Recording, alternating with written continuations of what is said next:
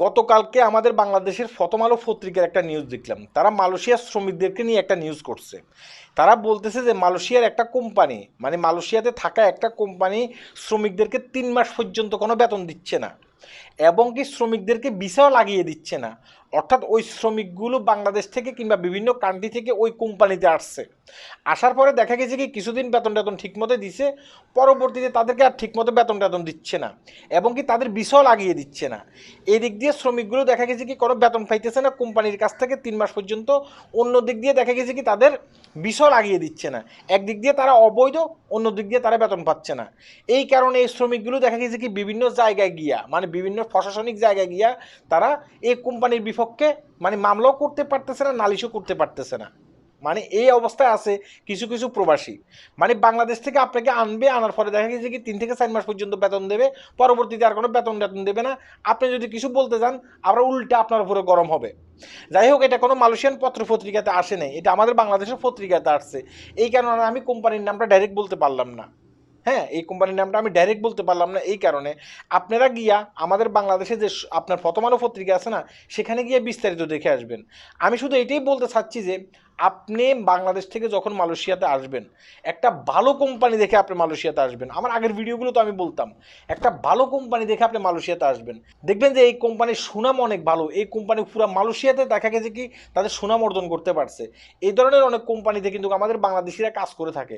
এই বাংলাদেশি ভাইদের সাথে যোগাযোগ করবেন। আমি যখন মালয়েশিয়াতে যাব, আমি ওই ভালো কোম্পানিগুলোতে যেতে চাই। দুই একটা ভালো কোম্পানির নাম বলো, তখন আপনাকে দুই একটা ভালো কোম্পানির নাম বলবে। নয়তো বা দালাল ফালালদেরকে ধরে এসব মানে ছোটোখাটো কোম্পানিতে আসবেন, তারা আপনাকে দেখা গেছে কি 3 মাস পর্যন্ত 4 মাস পর্যন্ত বেতন দেবে, পরবর্তীতে আর বেতন দেবে না। দেখতেছেন যে আপনি একটু বেশি তাপাল্লিং করতেছেন, আপনার বিষয় লাগিয়ে দেবে না। অর্থাৎ সে আপনাকে বেতনও দেবে না। আপনি যখন পরবর্তীতে পুলিশের কাছে নালিশও না করতে পারেন, সেখানে গিয়ে কেসও না করতে পারেন, এই কারণে তারা কি করবে, আপনার বিষয় মানে বাতিল করে দেবে। অর্থাৎ আপনি অবৈধ হয়ে যাবেন, তখন আপনি ভয়ে পুলিশের কাছেও যেতে পারবেন না। এই ধরনের কিন্তু অনেক প্রতারণার ঘটনা মালয়েশিয়াতে ঘটে, অ্যাভেলেবেল ঘটে। আরেকটা কথা বলি, এই কোম্পানিগুলো অনেক ক্ষেত্রে কী করে, দেখা গেছে কি বাইরে থেকে শ্রমিক নিয়োগ করে। তারা বলে যে আমাদের কোম্পানিতে কাজ আছে, আপনারা আমাদের কোম্পানিতে আসেন। আমাদের কোম্পানিতে আসলে দেখা গেছে কি আপনার থাকা টাকা সব কিছু ফ্রি, রুম ফ্রি, কোনো চিন্তা নেই, আপনারা মাস মানে বেতন নিয়ে যেতে পারবেন। তাদের বেশিরভাগের টার্গেটে থাকে যে অবৈধ শ্রমিক। তাদের বেশিরভাগের টার্গেটে থাকে যে অবৈধ শ্রমিক। দেখা গেছে কি আপনি সেখানে গিয়ে কাজ করতেছেন, আপনি 1 মাস পর্যন্ত কাজ করছেন, আপনার বেতন আসছে দেখা গেছে কি 3000 রিঙ্গিত। আপনার বেতন 3000 রিঙ্গিত আসছে, আমি সাপোজ বলতেছি। এখন 1 মাস পরে আপনি তার কাছে যখন বেতন চাচ্ছেন, সে আপনাকে বেতন দিচ্ছে কত? সে আপনাকে বেতন দিচ্ছে 1500 রিঙ্গিত। আর 1500 রিঙ্গিত সে আপনাকে দিচ্ছে না, বলতেছে যে না, সামনের মাসের বেতনের সাথে এই 1500 রিঙ্গিত নিয়ে যাইও, এখন এই মাসে দিতে পারবো না। কোম্পানির কাছে দেখা গেছে কি টাকা পয়সা নেই। এখন আপনিও মেনে নিচ্ছেন, আপনি মেনে নিয়ে কী করছেন, আরও 1 মাস পর্যন্ত কাজ করছেন এই 1500 রিঙ্গিতের আশায়। এখন 1 মাস পরে সে কী করছে, আপনাকে এই 1500 রিঙ্গিত দিছে, ওই যে আরও 1 মাসের বেতন পাবেন, সে 1 মাসের বেতন আপনাকে দেয়নি, বলতেছে যে আগামী মাসে একসাথে নিয়ে যাইও।